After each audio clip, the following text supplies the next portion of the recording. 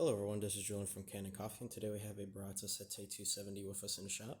And I came in because the button board on the original button board was sometimes when you click the button, it actually wouldn't register that you clicked it.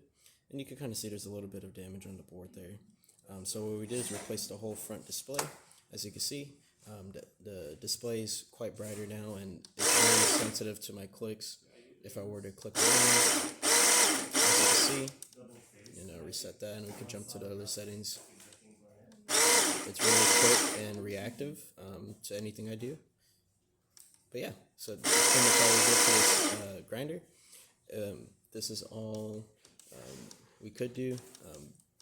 We would have to reset all of these settings on the grinder just because it's a new board, so it doesn't save all of the original presets, like all the timing and stuff like that.